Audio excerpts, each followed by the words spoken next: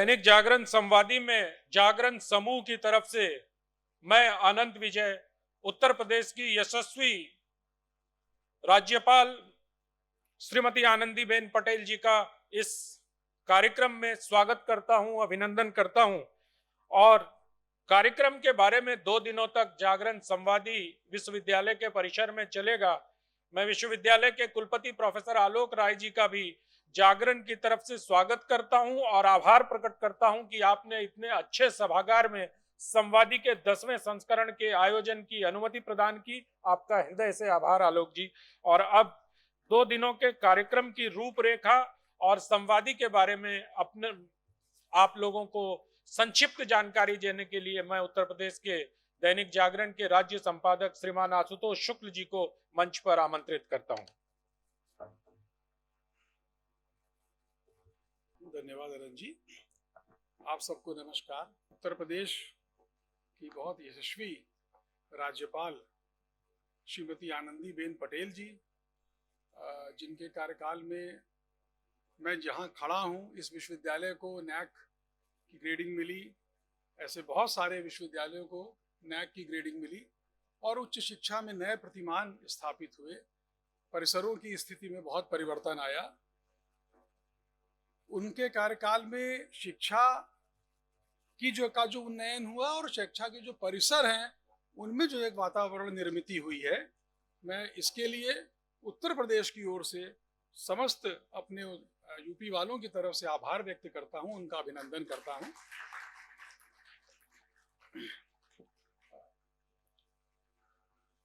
मंच पर लखनऊ विश्वविद्यालय के कुलपति, जिनकी मेजबानी में हम यहाँ पर हैं, मेरे लिए यहाँ आना वैसे भी बहुत एक नॉस्टैल्जिया है। मैं यहीं का पढ़ा हुआ हूँ, तो मैं उनका जिस प्रकार से उन्होंने पूरा विश्वविद्यालय इतना सुव्यवस्थित दिखाई देता है, हर चीज़ चैनल है, हर चीज़ एक बढ़िया व्यवस्था में है, उसके लिए मैं श्रीमान प्रोफेसर आलोक कुमार राय जी का अभिनंदन करता हूँ।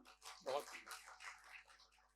मैं आप सबका और राज्यपाल जी को ये बताना चाहता हूँ कि यह संवादी का जैसा ये 10वां संस्करण है और ऊपर से देखने पर तो ये बाकी और तरह साहित्य का उत्सव लगता है, लेकिन हमारी एक ध्येय वाक्य जो हमारा है वो हिंदी है। हम हिंदी के सबसे बड़े अखबार हैं, तो हम हिंदी के लिए, उसके प्रचार प्रसार के लिए बहुत सारे काम वर्ष भर करते हैं।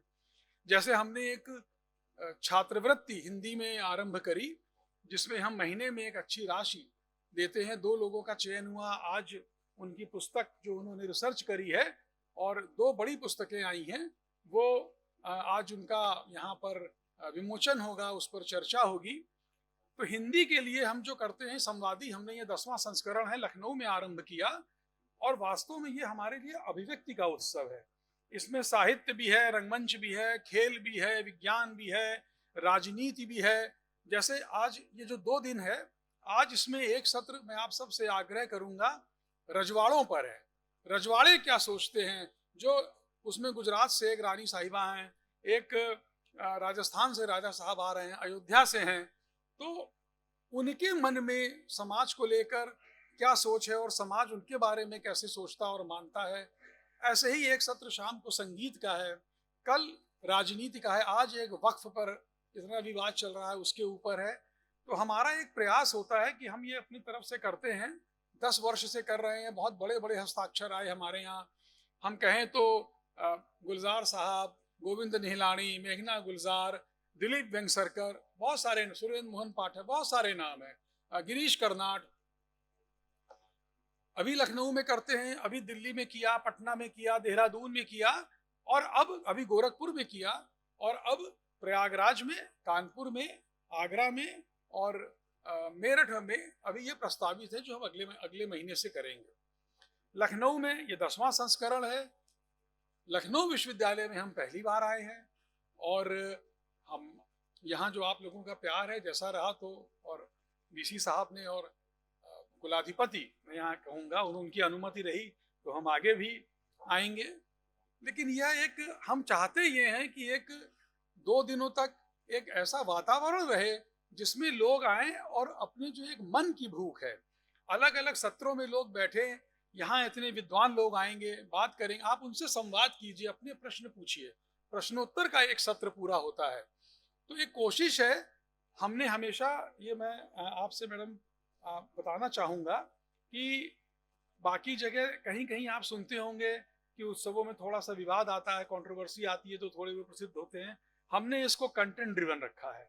ऐसी कोई चीज़ नहीं है, केवल कंटेंट पर बात कीजिए, जो मौलिक बात है वो कीजिए और उसके बाद जो है जैसा-जैसा कोई अपना ग्रहण करे और आगे लेकर चले। इतनी कुल हमारा एक प्रयास है। मैं इस मंच से, संवादी के मंच से, जागरण परिवार की ओर से, पूरे उत्तर प्रदेश की ओर से महामहिम राज्यपाल जी का बहुत हार्दिक स्वागत करता हूँ, अभिनंदन करता हूँ। लखनऊ विश्वविद्यालय में वो आए, लखनऊ विश्वविद्यालय परिवार का यहाँ पूरा शिक्षक समुदाय बैठा है जिनसे हम नित्य सीखते हैं। आप सबका आशीर्वाद हमको प्राप्त है और प्राप्त होता रहे, कुलपति जी का आशीर्वाद प्राप्त होता रहे और हमारा जो लखनऊ है वो आप लोगों के मार्गदर्शन में, आपके निर्देशन में उत्तर प्रदेश का शिक्षा जगत बहुत आगे चलता रहे। इन्हीं शुभकामनाओं के साथ मैं पुनः राज्यपाल जी का स्वागत करता हूं और आप सबका अभिनंदन करता हूं। बहुत धन्यवाद। धन्यवाद आशुतोष जी। एक बहुत महत्वपूर्ण सत्र की चर्चा आपसे विस्मृत हो गई, जिसकी चर्चा मैं कर रहा था महामहिम के आने के पहले, नेहरू युग से मोदी युग तक। ये बहुत दिलचस्प सत्र है और इस उद्घाटन सत्र के बाद नेहरू युग से लेकर मोदी युग तक हिंदी साहित्य में क्या रचा गया, क्या छूटा और क्या बदलाव आया, इस पर मार्क्सवादी आलोचकों से लेकर राष्ट्रवादी आलोचकों तक की यहाँ अभी सभा होने जा रही है इस सत्र के तुरंत बाद। तो बड़ा दिलचस्प होगा, क्योंकि पहली बार हिंदी साहित्य में किसी ने मोदी युग नाम दिया है। राजनीति में तो लोग कहते रहते हैं, लेकिन साहित्य के जो उद्भट लेखक और वो भी एक मार्क्सवादी आलोचक ने ऐसा लिखा है, तो मुझे लगता है कि वो सत्र बहुत रोचक होगा। और अब मैं माननीय राज्यपाल महोदया से आग्रह करता हूं कि दैनिक जागरण के हमारे जो पूर्वज हैं और माता सरस्वती के चित्र पर पुष्पांजलि करें।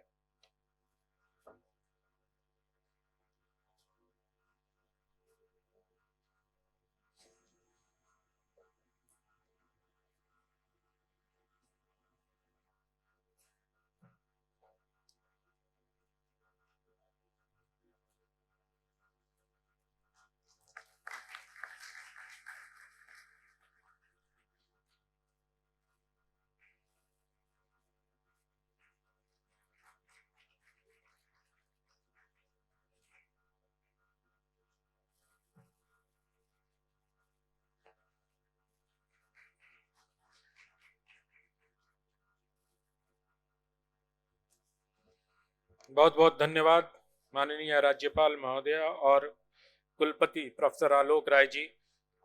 दैनिक जागरण का अभियान हिंदी है हम, जिसके अंतर्गत पिछले कई वर्षों से कई उपक्रम चलाए जा रहे हैं, उसमें एक और महत्वपूर्ण उपक्रम है। हिंदी साहित्य में और पुस्तकों की दुनिया में हमेशा ये बात होती थी कि ये पुस्तक बेस्ट सेलर है, लेकिन इसका कोई वैज्ञानिक आधार नहीं होता था। आज से 6 वर्ष पहले, बल्कि 7 वर्ष पहले 2017 में हमने विश्व प्रसिद्ध एजेंसी नीलसन को चुना और नीलसन ने जो स्कैटर्ड मार्केट था, जो हमारा बाजार बिखरा हुआ था, उस बिखरे हुए बाजार में सर्वे के आधार पर 4 श्रेणियों में सूची तैयार की: कथा, कथेतर, अनुवाद और कविता। इन 4 श्रेणियों की सूची जुलाई से सितंबर की आज हम जारी करना चाह रहे हैं।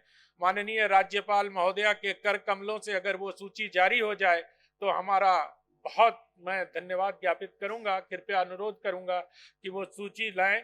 और कुलाधिपति महोदया, कुलपति महोदय, क्योंकि अभी आशुतोष जी ने कहा कि इतनी सक्रिय शिक्षा के क्षेत्र में राज्यपाल आजाद भारत के में बहुत कम है। बहुत बहुत धन्यवाद। अगले 4 दिनों तक बेस्ट सेलर की ये सूची आपको दैनिक जागरण में पढ़ने को मिलेगी और अभी जागरण की वेबसाइट पे ये अपलोड भी हो जाएगा। और अब मैं इस परिसर के प्रमुख, लखनऊ विश्वविद्यालय के कुलपति प्रोफेसर आलोक राय जी को आमंत्रित करता हूं कि वो अपना उद्बोधन प्रस्तुत करें। श्रीमान आलोक राय जी।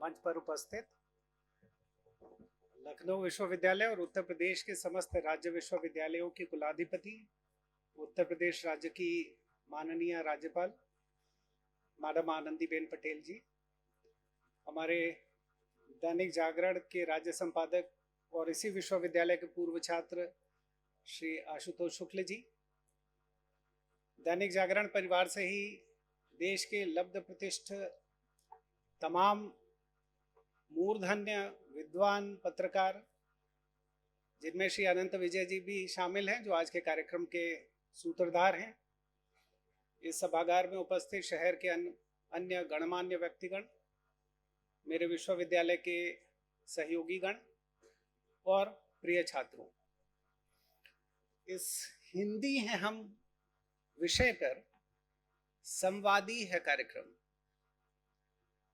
अब हिंदी, मैं तो मूल पूर्वांचल की हिंदी जानता हूँ, आशुतोष जी बोलते हैं तो लगता है मध्यांचल की हिंदी बोलते हैं। हमारे विश्वविद्यालय में ही पश्चिमांचल की हिंदी बोलने वाले भी हैं। बहुत सारे देश के अलग अलग भाग से हमारे यहाँ हाल में जो रिक्रूटमेंट्स हुए उसमें बहुत सारे अलग अलग भाग से शिक्षक आए, वो अपने अपने क्षेत्र की हिंदी बोलते हैं, जिसमें बंगाल के बॉर्डर वाली झारखंडी हिंदी भी है, उसमें बिहारी हिंदी भी है, और दिल्ली और फिर हरियाणा और फिर पंजाब या राजस्थान चलते जाएं तो ये एक रेंज जो हिंदी का मिलता है, ये सब जब संवाद के माध्यम से समाहित हो जाता है कहीं, तो एक नए स्वरूप का दर्शन होता है, जो भाषा को अभिव्यक्ति के संदर्भ में एक नया आयाम प्रदान करता है। तो मैं बहुत धन्यवाद देता हूं दैनिक जागरण परिवार को कि उन्होंने हमारे जैसे विश्वविद्यालय में, जिसमें हिंदी का एक बहुत ही प्रमुख विभाग है, जिसमें बड़े मूर्धन्य विद्वान हैं जो अलग अलग उसके आयामों पर शोध करते हैं, और लिटरेचर के हमारे बहुत सारे विभाग हैं, संस्कृत है, प्राच्य संस्कृत है, अंग्रेजी है, उर्दू है, अरेबिक है, ओरिएंट पर्शियन है, ये सभी भाषाओं से मिलकर ही हिंदी बनी थी। लेकिन वो हिंदी हमारे व्यक्तित्व का भाग, हमारे अस्तित्व का भाग कैसे बनी और उसने हमारे अंदर किस प्रकार का बदलाव किया, हमारे सोच में, व्यवहार में, आचरण में, वक्तव्य में, उस पर मुझे लगता है अलग अलग डायमेंशंस को लेकर जब हम काम कर रहे होंगे और विमर्श कर रहे होंगे इस मंच पे, तो वो चीज सामने प्रकट होगी। क्योंकि दैनिक जागरण मीडिया का एक समूह है, बड़ा समूह है। उस मीडिया के समूह में मैं जरूर दो एक बातें कहना चाहता हूं। और जब से ये मीडिया में बदलाव आया, बिकॉज प्राइमरली मीडिया, प्रमुखता मीडिया तो सूचना के संप्रेषण का माध्यम मात्र है। It is just a means of communication, transformation of ideas और information from one section to the other. इसलिए पहले का जो मीडिया था, माध्यम था सूचना के या संवाद के, उसका स्वरूप और उसका गर्भ कितना विशेष था। जैसे मैं, दिनकर जी ने जब चीन का युद्ध हो रहा था उस समय लिखा, श्वानों को मिलता दूध वस्त्र, भूखे बच्चे अकुलाते हैं, माँ की हड्डी से चिपक ठिठुर जाड़े की रात बिताते हैं, युवती के लज्जा वसन बेच जब ब्याज चुकाए जाते हैं, मालिक तब तेल फुलेलों पर पानी सा द्रव्य बहाते हैं। ये मीडिया के माध्यम से साहित्य का सृजन था। इसलिए ये सिर्फ दिमाग तक नहीं पहुंचा, ये हृदय तक पहुंचा, और वो आज भी इतने वर्षों बाद भी ऐसे किसी मंच पर बोला या पढ़ा जा रहा है। लेट 70s के अंदर जब देश में एक क्राइसिस की स्थिति आई, एक 70 के दशक में, दुष्यंत कुमार जी ने लिखा, भूख है तो सब्र कर, रोटी नहीं तो क्या हुआ, आजकल दिल्ली में है जेरे बहस ये मुद्दा। जब संवाद, सूचना और समाचार का संप्रेषण इस तरह के भावों से हुआ, तो उसने साहित्य का सृजन किया और साहित्य की लॉन्जिविटी रही, उसकी शेल्फ लाइफ ज्यादा थी। अभी क्या हुआ, बीते कुछ समय में मीडिया सत्य से ज्यादा सबसे तेज पर, सबसे सत्य से ज्यादा सबसे तेज पर एम्फेसिस होने लगा और 24/7 मीडिया ने इसको और ज्यादा जटिल बनाया। अब हमको तत्काल संप्रेषित कर देना है बिना इस बात का वैलिडेशन किए हुए कि इसमें ऑथेंटिसिटी कितनी है। और मार्केट प्रेशर्स, मार्केट फोर्सेस ने इन तमाम चीजों पर बहुत ज्यादा बल दिया।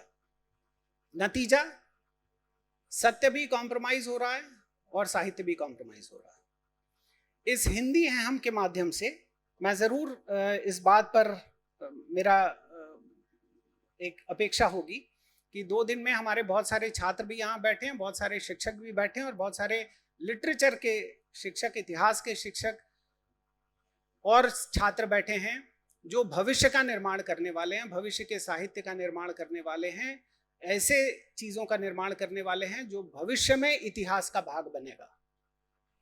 इसके लिए इस बात की मौलिकता, इस बात की सारगर्भता और इसके विभिन्न आयामों पर विशद विमर्श हमको कहाँ लेके जा रहा है, क्या कोई नई सोच पैदा कर रहा है, मुझे लगता है उसमें एक बड़ा कंट्रीब्यूशन होगा।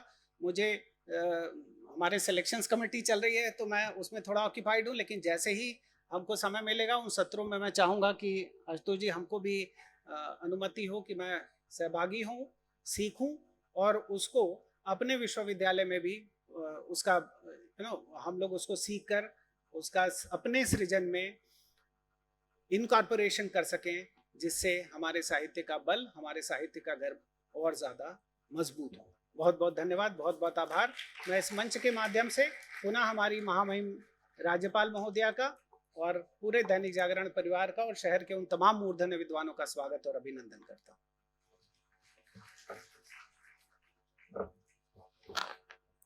धन्यवाद आलोक जी। और आलोक जी जब दिनकर जी की पंक्तियां कह रहे थे तो मुझे फिर वही याद आ रहा था, नेहरू युग से मोदी युग तक।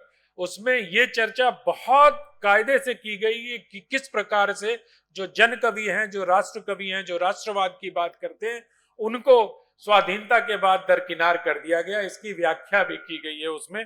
और आपने जो अपेक्षा जताई, हम प्रयास करेंगे कि उन अपेक्षाओं पर विश्व के सबसे बड़े समाचार पत्र होने के नाते दैनिक जागरण अपने दायित्वों को समझता है। और बहुत सारे लोगों के दिमाग में ये लगता है कि हिंदी हैं हम। कई लोगों ने कहा कि अरे आपने ये तो उर्दू से लिया, हिंदी हैं हम, वतन है हिंदुस्तान हमारा। हमने कहा नहीं, हिंदी हैं हम के 2 अर्थ हैं। एक तो भाषा हिंदी और दूसरे हिंदी हैं हम, मतलब हिंदुस्तानी हैं। तो इसके 2 अर्थ हैं, भाषा भी और राष्ट्रबोध भी। तो इसलिए ये अभियान, इसके बहुत सारे प्रकल्प हैं। मैं बाद में चर्चा करूंगा, अगले 2 दिनों तक हम लोग साथ रहेंगे। अब मैं बहुत आदर के साथ उत्तर प्रदेश की राज्यपाल और यहाँ के सभी विश्वविद्यालयों की कुलाधिपति श्रीमती आनंदीबेन पटेल जी को उनके मार्गदर्शन के लिए, उनके उद्बोधन के लिए और उनके आशीर्वचनों के लिए आमंत्रित करता हूं। माननीय राज्यपाल महोदया।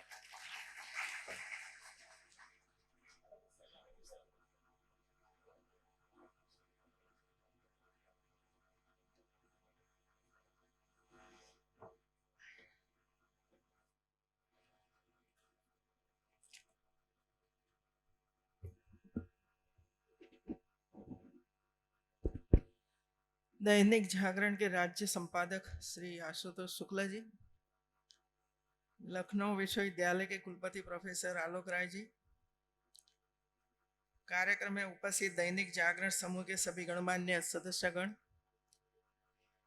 छात्र छात्राएं, अध्यापकगण, देवी और सज्जनों, मैं दैनिक जागरण समूह द्वारा आयोजित कार्यक्रम संवादी उत्सव अभिव्यक्ति का मैं उपस्थित होकर अत्यंत हर्ष का अनुभव कर रही हूँ। यह आयोजन सामाजिक सरोकार को लेकर समाज में संवाद, विचार और विचारशीलता के प्रोत्साहन के लिए एक महत्वपूर्ण मंच है। ऐसे आयोजकों से हम न केवल अपने विचारधारा को साझा करते हैं, बल्कि समाज में सकारात्मक बदलाव लाने के लिए एकजुट भी होते हैं।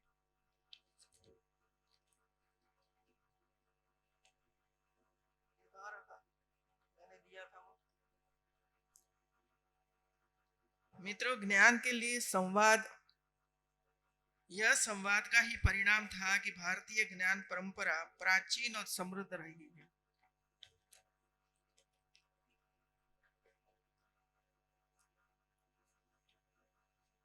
यह परंपरा न केवल हमारे देश में बल्कि आज समूचे विश्व में अपनी उपस्थिति दर्ज कर रही है।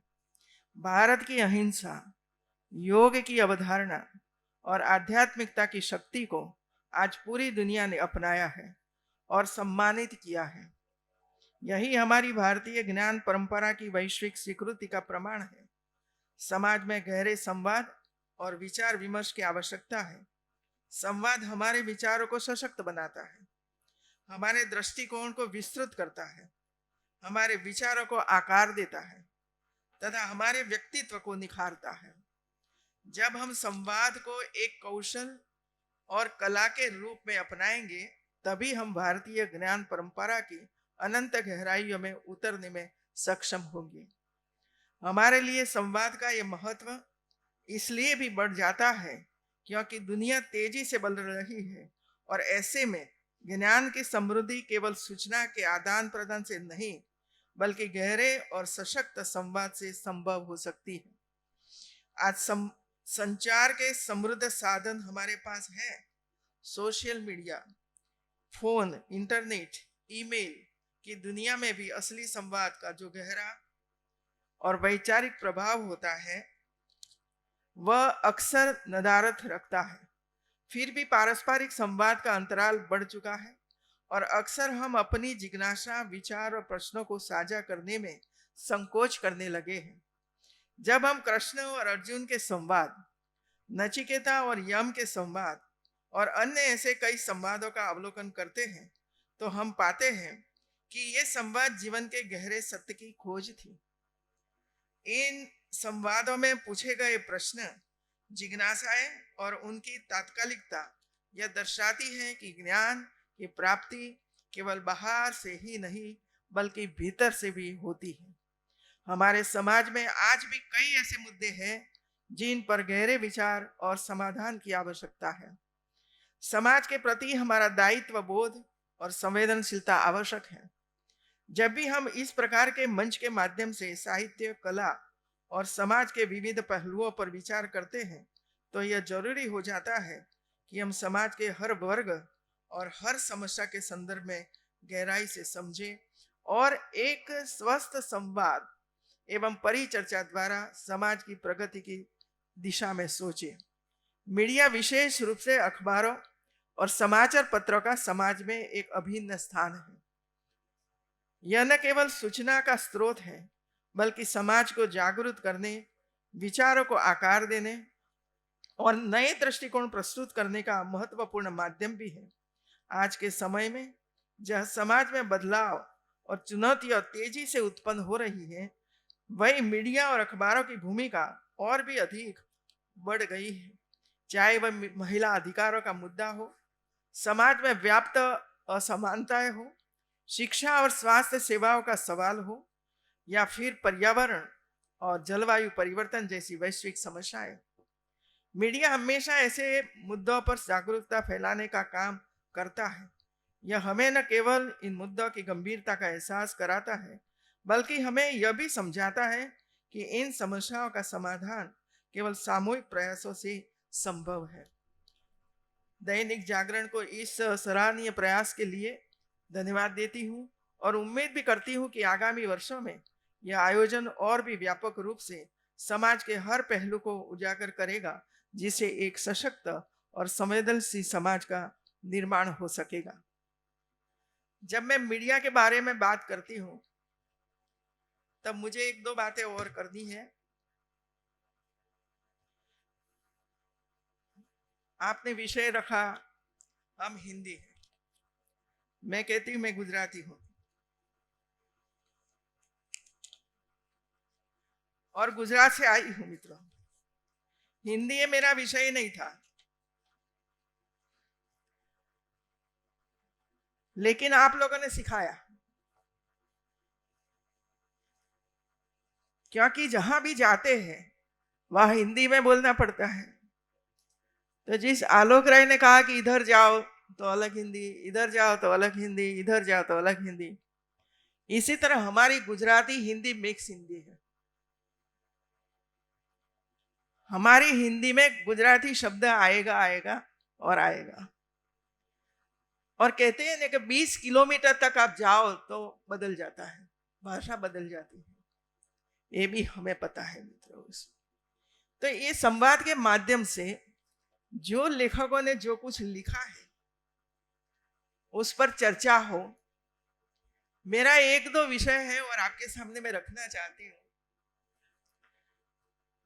एक है कि हम जब रामायण देखते हैं तब कुंभकर्ण को 6 महीने तक सोता हुआ दिखाते हैं। 6 महीने तक सोता रहता है और 6 महीने वो जागता है। क्या ये सही है? अभी मैंने राम राज्य की एक बुक पढ़ी, आशुतोष राणा की। इसने अलग दृष्टिकोण समाज के सामने रखा है कि वो सोता नहीं था, वो तो बड़ा टेक्नोक्रेट था। और रामायण में जो युद्ध हुआ है, ये युद्ध में जितने यंत्र का उपयोग किया गया है, ये सब यंत्र कुंभकर्ण ने बनाया है। क्या कहीं कोई साहित्य में हमें सूचना मिलता है? लेकिन जो शोध होती है, यंत्र बनाता था, वो कहीं और जगह न जाए, उसको गुप्त रखने के लिए रावण का आदेश था कि आपको एक ही स्थान पर ये सब को बनाते रहना है, 6 महीने तक बाहर नहीं निकलना है। और इसी वजह से एक प्रचार किया गया कि कुंभकर्ण तो 6 महीने तक सोता रहता है, बाहर निकलता ही नहीं है। वास्तव में वो ऐसे यंत्र बनाता था जो हम लोगों ने देखा है युद्ध में। रावण का यंत्र भी देखा है, कुंभकर्ण का यंत्र भी देखा है, और किस तरह उसने अलग अलग प्रकार का लोह चुंबक वगैरह का उपयोग करके यंत्र बनाया था। उसको भेदना बहुत ही कठिन था। इतनी टेक्नोलॉजी का इसने उपयोग किया था। और एक कहते हैं आशुतोष राणा जी कि भगवान राम ने उसका ये यंत्र बहुत ही बारीकी से देखा, गहराई से देखा यंत्र को। मानव यंत्र था और बड़ा यंत्र था। तो उसका पैर कहाँ है, उसका हेड कहाँ है, पता ही नहीं चलता था। विभीषण ने ये यंत्र कैसे बनाया है, उसकी थोड़ी सी बातें राम को करी। तो राम ने जब ये सब कुछ देखते गए तब उनको पता चला कि नीचे का जो भाग है वो पैर जैसा लगता है, और ऊपर जो भाग हिलता ही नहीं है वो सिर होना चाहिए। और ये सोचकर राम ने बाण चलाया और उसको भेदा। बाद में नीचे हुआ और मर गया। ये बहुत ही सुंदर तरीके से पूरी इसमें लिखी हुई है मित्रों। अब आप सोचना भाई, एक और हम ये कहते हैं कि वो तो सोता रहता था, एक और ये है ये तो बड़ा टेक्नोक्रेट था, पूरी यूनिवर्सिटी जैसा काम करता था वो, तो सही क्या? तो वो विवाद हो सकता है ना। तो ये ही विवाद होता है मित्रों, जो हमारे पास पूर्ण जानकारी नहीं होती है तब हम हमारे तरीके से उसका अर्थघटन करते हैं और समाज के सामने रखते हैं। शायद हो सकता है कि जिसने वो सोता हुआ दिखाया वो भी सही होगा, या तो जिसने ये लिखा कि वो तो टेक्नोक्रेट थे वो भी सही है। लेकिन हमारा काम ये है कि इसमें से हम लोगों ने क्या प्राप्त किया, क्या प्राप्त किया। क्या हम लोग जो रिसर्च करते हैं उसको गुप्त रखना चाहिए या तो समाज के सामने रखना चाहिए? चर्चा का विषय ये है मित्रों, चर्चा का विषय ये है। हम गुप्त रखते हैं तो समाज को उसका फायदा नहीं होता है, और हम समाज को देते हैं तो समाज उसका उपयोग करती हुए समाज में हम बदलाव ला सकते हैं मित्रों। तो एक ये था आशुराम राणा जी। मैंने कई राम के बारे में जो लिखा है वो कई बार मैंने पढ़ा है और लगभग ये साहित्य मैंने काफी पढ़ा है मित्रों। इसी तरह बर्बरिक और कृष्ण का संवाद मैंने पढ़ा है, इसमें वो संवाद की चर्चा भी होनी चाहिए मित्रों। बर्बरिक के पास इतना ज्ञान था कि 3 बाण थे उसके पास और पूरी पृथ्वी का नष्ट कर सकता था, इतनी शक्ति थी बर्बरिक के पास। और उसको एक वरदान भी था। वरदान ये था कि आपको लड़ाई में जाना है, लेकिन जो पक्ष हारने पर है उनको मदद करनी है।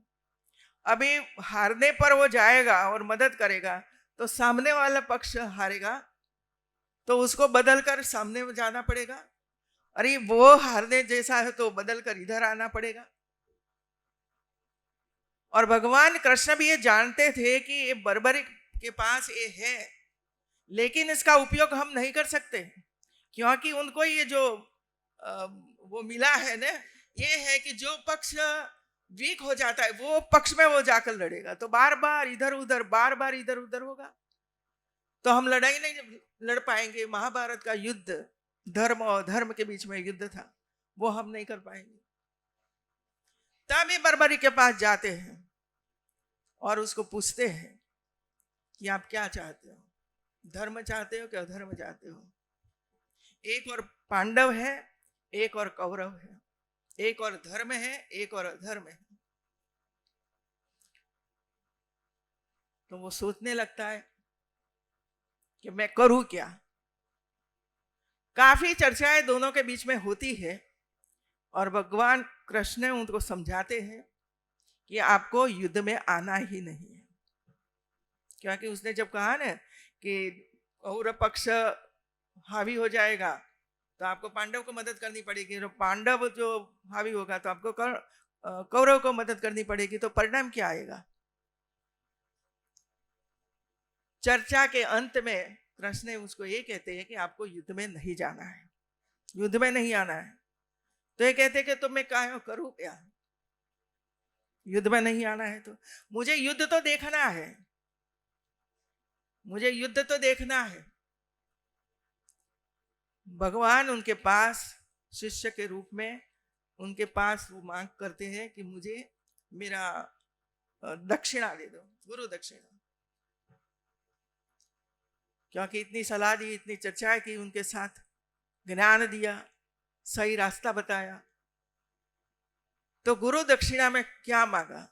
तो गुरु दक्षिणा में मांग करते हैं कि तेरा सर दे दे, तो वो सर देता है। लेकिन इसके पहले वो कहता है कि मेरी एक बात आप सुनो, कि मुझे जो मैं सर दे दूंगा तो मैं तो देख ही नहीं पाऊंगा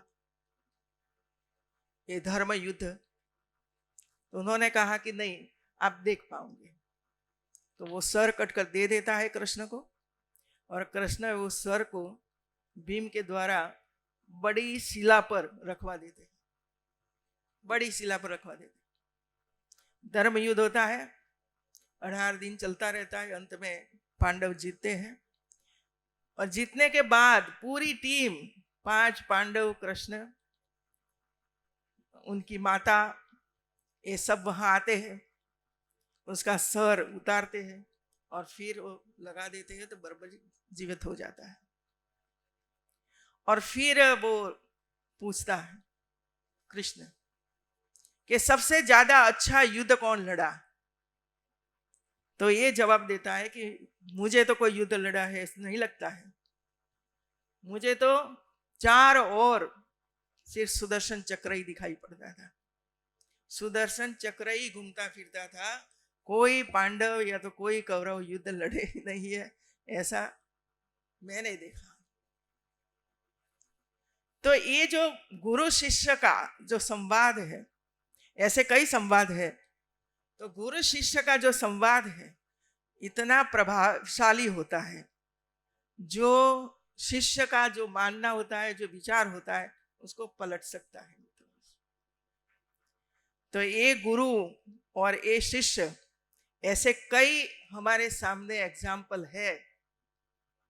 उनको जो विद्या सिखाई ये मौर्य ने सिखाया था, उसकी मदर ने सिखाया था। जो विद्या सिखाई इसकी मदर मौर्य ने सिखाया था। तो ये जो हमारे साहित्य में गुरु शिष्य का जो संवाद वगैरह वगैरह लिखा गया है, उनका भी विश्लेषण होना चाहिए और सही बातें समाज के सामने आना चाहिए। मित्रों, कई ऐसी चीजें हैं जो हम गहराई से अलग अलग प्रकार के पुस्तक पढ़ते हैं, तो इसमें से ऐसी नई नई चीजें, नई नई बातें निकल कर हमारे सामने आती है। मित्रों, मैंने ऐसे कई पढ़े, रामचरितमानस वगैरह वगैरह, तो इसमें कई सारी चीजें, मैं तो हमारे स्टूडेंट्स को ये कहना चाहती हूँ कि आप अपना पुस्तक तो पढ़ो ही,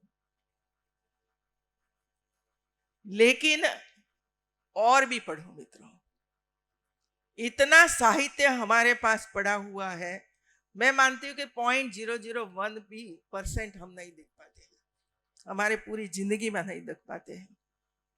इतना नॉलेज, इतना ज्ञान भरा हुआ है। मैं इधर आई हूँ और अभी मैं एक कार्यक्रम पूरा करके इधर आई हूँ आपके पास, और एक कविता आपके सामने मैं रखती हूँ। उमाशंकर जोशी, गुजरात के साहित्यकार, उसने एक कविता लिखी है जो मेरे दिल को छू जाती है। हेडिंग है जठराग्नि। जठराग्नि।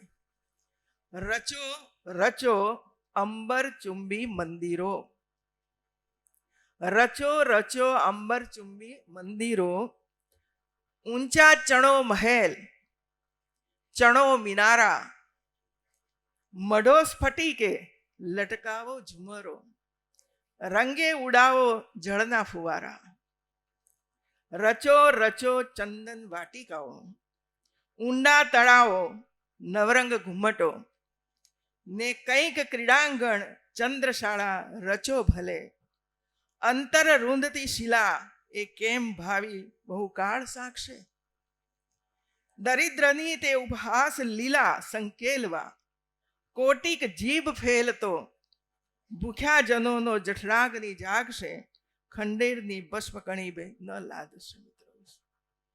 आपने महलों बनाओ, झुमरो लटकाओ, अंदर रहो, सब कुछ करो। मित्रों, ये तब तक रहेगा जब गरीब व्यक्ति ऊपर आएगी, तब तक रहेगा, नहींतर गरीबों जठराग्नि जागशन तो सब कुछ नष्ट तष्ट कर देंगे वे लोग। ये उमाशंकर जोशी की रचना है। मित्रों, मतलब ये कि हम हमारे लिए सब कुछ करते हैं, बड़े बड़े भवन भी बनाते हैं, मंदिरों भी बनाते हैं, बड़े बड़े बांध वगैरह बनाते हैं, सब कुछ बनाते हैं, लेकिन गरीब परिवार तक ये सभी सुविधाएं पहुंची है? गरीब को ये सब कुछ मिला है? उनको शिक्षा प्राप्त होती है? उसके स्वास्थ्य की कोई गंभीरता पूर्वक हम लेते हैं? उसके रोजगार के लिए हम कुछ करते हैं? मित्रों, हमारे घर में एक व्यक्ति झाड़ू पोछा करता है, लेकिन हम कभी उसको नहीं पूछते कि तेरे बच्चे क्या करते हैं, कहां पढ़ते हैं, क्या जरूरत है। मित्रों, ये सोच आज आने की जरूरत है। मित्रों, ये सोचने की जरूरत है, नहीं तो एक समय ऐसा आएगा कि वो ही सब इकट्ठा होकर ये सब को नष्ट कर देंगे। और इसी वजह से उमाशंकर जोशी ने आज से 50 साल पहले एक कविता लिखी है। और इसी वजह से आप जब मीडिया मोदी युग कह रहे हो ना, किसने सोचा था महिलाओं के घर में टॉयलेट चाहिए? वो मैं तो महिलाओं भुगत कर आई हूं। ये मोदी ने सोचा कि हर घर टॉयलेट होना चाहिए। रात को 8 बजे के बाद बाहर जाना टट्टी करने के लिए। कितनी गंभीरता पूर्वक मैं विषय आपके सामने रखती हूं, क्योंकि हम लोग भी इस दिशा में जीते थे। मित्रों, लेकिन कोई चर्चा नहीं। इसी वजह से मोदी युग कहा जाता होगा। सोचिए, आज लाखों महिलाओं कैंसर में से मुक्त हुई है। लाखों बच्चे आज स्कूलों में जा रहे हैं, पढ़ रहे हैं। ऐसे अभियान चलाए हैं मित्रों। भोजन के लिए 2 टाइम का रोटी तो मिले उसको खाने के लिए। अंध अपंग लोग हैं, चल नहीं सकते, अकेले हैं, उनको रोटी मिलनी चाहिए। इसी से तो 80 करोड़ लोगों को वो अनाज देते, वो देते, वैसे नहीं देते उनको। हम बाहर निकलते देखेंगे ना, झुपड़पट्टी में जाएंगे, ऐसी माताएं बैठी हुई है, हम देखते हैं मित्रों उसको। हजारों बच्चे भीख मांग रहे हैं, खाने के लिए भीख मांग रहे हैं, लेकिन हम हमारा वो फेंक देते हैं, लेकिन वहां तक नहीं पहुंचेगा। जो जरूरियात है ना भारत के 140 करोड़ की आबादी को, वो जरूरियात आज वो पूरा कर रहे हैं। गगनचुंबी मंदिरों ही बन रहे हैं, उसकी भी जरूरत होती है, लेकिन सिर्फ वो ही दिखाई पड़े नहीं, हम नीचे भी जाना पड़ेगा। एक व्यक्ति एक गरीब की उंगली पकड़ती है ना, तो ही देश आगे आएगा। मैं मेरा करूं, आप अपना करो, उनका करो, तो ऐसे परिवारों का, ऐसे बच्चों का, ऐसी माताओं का कौन करेगा? आज हजारों माताएं कैंसर से पीड़ित हैं। आप हॉस्पिटल में जाकर देखिए कैसी स्थिति में पड़ी हुई है वो। और मैं तो जाती हूँ, इसी वजह से आप लोगों को बोलती हूँ। हजारों महिलाएं आज जेलों में बंद है, सिर्फ न सिर्फ दहेज के कारण। क्या कभी सोचा हम लोगों ने कि हम दहेज क्यों मांग करते हैं भाई? क्या आपके यहाँ एक व्यक्ति ऐड होती है तो उसको एक रोटी नहीं मिल सकती है? हम नहीं दे सकते। ऐसी महिलाएं आज बंद है कमरों में, 15-20 साल से भुगत रही। फाइलें आती है मेरे पास छोड़ने के लिए। कितनी साल की सजा? 24 साल की सजा, 20 साल की सजा। क्यों ये हो रहा है? करिए चर्चा, ये विषय को लेने की आवश्यकता है मित्रों। और मैं जिस तरह योगा का काम किया था, इसी तरह दहेज बंद करो इसका एक कार्यक्रम ले रही हूं। दहेज लेना बंद करो। क्यों ये कर रहे हैं हम लोग? कई लोगों ने इस पर भी संवाद किया है, कई लोगों ने पुस्तकें लिखी है, लेकिन ऐसी बातें अंदर ही पत्ते में ही रह जाती है, इसकी कोई चर्चा नहीं होती है, क्योंकि महिलाओं के बारे में है, इसी वजह से चर्चा ही नहीं। नेतृत्व करना चाहिए महिलाओं के संबंध में हम लोगों को। मैं गुजरात में सीएम बनी तब मैंने कहा कि मैं महिलाओं की जांच फ्री में करवाऊंगी। इतना ही नहीं, उसकी पूरी ट्रीटमेंट, मैं 1 रुपया भी उनके पास से नहीं लूंगी, पूरी ट्रीटमेंट होगी उसकी। क्यों नहीं कर सकते हम लोग? तो ऐसे कई आदिवासी विस्तार, कितने प्रकार के रोग है वे लोगों को, और एक पीढ़ी से दूसरी पीढ़ी, तीसरी पीढ़ी तक चलता ही रहता है। यही मोदी साहब है जिसने विदेशों में रिसर्च करने वाले लोगों को बुलाया कि आप स्टडी करके मुझे रिपोर्ट दीजिए। मैं अहमदाबाद, गुजरात की बात करती हूँ, और रिपोर्ट आया। वे लोग अभी बनाया, इसकी जो टेक्नोलॉजी वगैरह बनाई, इसके ट्रीटमेंट कैसे होगी, ये सब कुछ बनाया। तो ये दिल में होना चाहिए मित्रों, ये सब कुछ काम करने के लिए। आजादी तो कब से मिली है? इससे पहले से सभी समस्याएं हैं, अनेक लोग आए गए, लेकिन ऐसी चीजों के बारे में किसने सोचा? घर घर शुद्ध पीने का पानी मिलना चाहिए, तालाब में से पानी पियो। हम लोगों ने गुजरात में तालाब वो पानी पीते थे, आज से 10 साल पहले घर घर पानी पहुंचाया है, घर घर पानी पहुंचाया है। वही आज पूरे भारत में हो रहा है। हर घर को पानी मिलना ही चाहिए, शुद्ध पीने का पानी मिलना चाहिए। क्या है कि वो गांव में जन्मे, आदिवासी विस्तार में जन्मे, इसी वजह से गंदा पानी पिए? क्या उसको ये आजादी नहीं है शुद्ध पीने पानी की? क्या इसका अधिकार नहीं है शुद्ध पीने पानी का? तो ये विषय हमारे सामने है मित्रों, और ये काम आज भारत सरकार, राज्य सरकारें मिलकर कर रही है। ये मिलकर कर रही है, क्योंकि हमें जब तक समस्या का पता नहीं होता है ना, तब हम नहीं जान सकते कि हमें क्या करना चाहिए। यूनिवर्सिटी के स्टूडेंट्स इस दिशा में जरा सोचे और संकल्प करें भाई। कई ऐसे विषय हैं कि जो संकल्प करने से आधी दाबारी बंद हो जाएगी, आधी समस्या बंद हो जाएगी। पढ़े लिखे लोग ही जो मान करेंगे, अरे मुझे तो एक ऐसा कहा कि जो पढ़े लिखे हैं, डीएम है, सीडीओ है, इंजीनियर है, वो प्रोफेसर है, वही ज्यादा डिमांड दहेज की करते हैं। सर माथा झुक जाता है ऐसे सुनते हैं। तब उसे क्या ये शिक्षा हम लोगों ने प्राप्त की? आपसे भी ज्यादा पढ़ी लिखी लड़की है भाई। आप तो 1000 रुपया 2000 रुपया कमाते हैं, वो 50,000 रुपया लेकर आती है, फिर भी उसकी कीमत नहीं, फिर भी उसके पास से दहेज की मांग करनी। और इसी वजह से मेरा ये विषय रहता है, दहेज प्रथा बंद करो। करोगे नहीं करोगे? बोलिए ना जरा। हाँ, आप संकल्प करिए कि मैं नहीं कुछ करूंगा।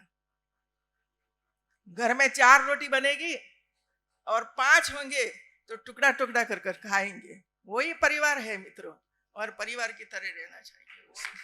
धन्यवाद। आप सबको बहुत बहुत बधाई, धन्यवाद। वैसे तो न्यूज़पेपर होगा कार्यक्रम में मैं कभी नहीं जाती हूँ, लेकिन पहली बार आई हूँ, क्योंकि मुझे गुजरात में बहुत ही कड़वे अनुभव हुए, कड़वे अनुभव। हाँ, वही बात मैं बताना चाह रही हूँ। मैं पहली बार शिक्षा मंत्री बनी, फिर दूसरी बार दूसरे जगह पर मुझे भेजा गया चुनाव लड़ने के लिए। तो न्यूज़पेपर वाले वही लिखते थे कि आज तक गुजरात में शिक्षा मंत्री दूसरी बार नहीं जीते हैं, और कॉलम बनाकर लगते थे, कॉलम बनाकर। जब तक चुनाव नहीं हुआ तब तक वो लिखते ही रहे पहले पेज पर। तो मेरी बेटी, मेरा बेटा सब आते थे तो पढ़ते थे कि मम्मी ये लिखता है। मैंने कहा लिखने दो, चिंता मत करो। फिर मैंने जो पेपर दे जाता था ना, उनको कहा कि ये तारीख के बाद पेपर देना, घर में पेपर ही मत लाओ। तो कोई पढ़े नहीं और किसी को चिंता ही नहीं। एक ऐसा बंदा था तो वो ये लिखता था कि आनंदीबेन को 10 करोड़ का बंगला है। मैंने कहा कहाँ है, मुझे बताओ तो सही भाई, मेरे बाप दादा ने बनाया हो, मुझे पता नहीं हो तो मैं जरा वहां जाकर उसका कब्जा ले लूं, हैंड ओवर कर लूं। लेकिन लिखता था, लिखता था। हम कटिंग इकट्ठा करते रहते थे सब। लगातार 1 महीने तक उसने लिखा, 1 महीने का पेपर इकट्ठा किया, और फिर मोदी साहब के पास में गई, ये दिखाया। मैंने कहा मुझे उस पर केस करना है हाई कोर्ट में, मुझे रजा दीजिए। मोदी जी ने कहा करिए। मैंने केस किया और केस हम लड़े, केस हम जीते। उसकी फैक्ट्री बंद हो गई, उसकी फैक्ट्री बंद हो गई। जो छापता था वो भी बंद हो गया, और उसका जो रजिस्ट्रेशन था वो भी बंद हो गया। फिर आया माफ कर दीजिए, माफ कर दीजिए। मैंने कहा कोई माफी नहीं होगी, अखबार बेचो जाओ, वही आपके लिए बाकी है मित्रों। तो ये है स्थिति मित्रों। वैसे हम बैठते हैं तो मान लो कि किसी को जरा नींद आ गई तो दूसरे दिन फोटो वही आएगी, नींद वाली। और इतना बड़ा कार्यक्रम प्रोजेक्ट डिक्लेयर किया हो, इसका एक शब्द भी नहीं आएगा। जो नींद वाला है, ये मंत्री सोते थे, ये मंत्री ये करते थे, वही आएगा भाई।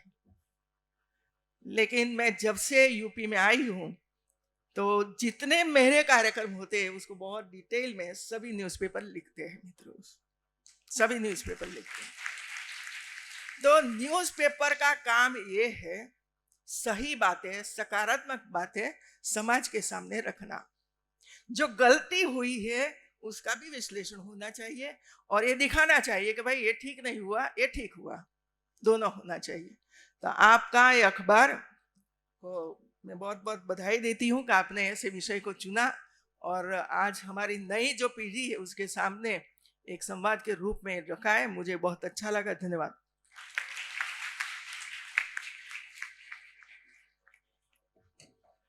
बहुत बहुत धन्यवाद माननीय राज्यपाल महोदय। आप पहली बार किसी अखबार के कार्यक्रम में आई, ये दैनिक जागरण के लिए गौरव की बात है और इसके लिए हम पूरे समूह की ओर से आपका हृदय से अभिनंदन करते हैं। आपने हिंदी और गुजराती की बात की, मैं 2 मिनट का वक्त लूंगा। तो हिंदी की सबसे ज्यादा अगर सेवा किसी ने की है तो वो गैर हिंदी भाषियों ने की है। चाहे स्वतंत्र वीर सावरकर हो इंडिया हाउस में रहते हुए, चाहे भूदेव मुखर्जी हो अदालतों से फारसी को हटा के हिंदी लगाने के प्रयास में हो, चाहे सुनीति कुमारी चाटुर्य हो, सब लोग जितने भी लोग थे। और समकालीन, अगर समकालीन परिदृश्य में देखें तो प्रधानमंत्री नरेंद्र मोदी, क्या कोई ये कल्पना कर सकता था कि व्हाइट हाउस में देश का प्रधानमंत्री हिंदी में बोल रहा होगा और जो बाइडेन और जिल बाइडेन अनुवाद का यंत्र लगा के हिंदी में समझ रहे हैं?